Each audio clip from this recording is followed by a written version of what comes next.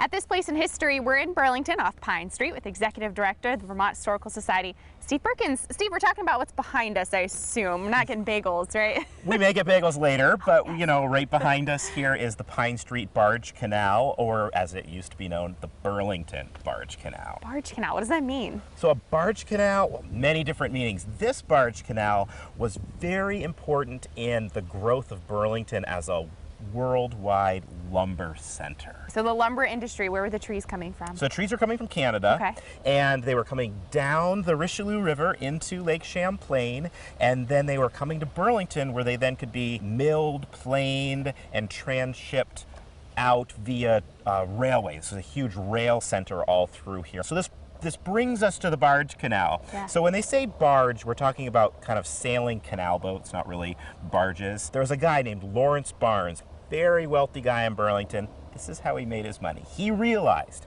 that with all this cheap lumber coming down from Canada, he could bring it down on these canal boats, offload it right here in Burlington. He built a whole bunch of milling and planing factories that could then turn that lumber into finished boards or rough cut boards that he could then put onto trains of the Central Vermont Railroad. Now the train's charged by weight. So one, he was increasing its value by turning it from logs into rough cut lumber or planed lumber, and then he was also saving himself money because he could put more boards on a train once he finished them off, and he made a killing. And so Burlington became a center of the lumber industry from really the 1850s until like the 1890s. Now he wanted the most lumber as possible stacked up all along the waterfront, and this was kind of a swamp in here. Mm-hmm. And they said, okay, well, if we fill this in and then we build this little kind of canal system, the canal boats can come in, they can turn around, they can go in different places, and we have more surface area to stack lumber. Wow, when did the lumber industry kind of die off around here, and what replaced it? Yeah, so I mean, by the 1890s, right around 1900, they had really cut down most of the big growth Canadian lumber that was coming to this area. Burlington started to replace it with other things, you know, the shipping industry, manufacturing of other goods and services all along this Pine Street corridor, but it meant that the barge canal somewhat went out of use. Now at the same time, we have to remember that all the cities in the United States were becoming gasified, so they were adding gas services for both lighting and heating and cooking.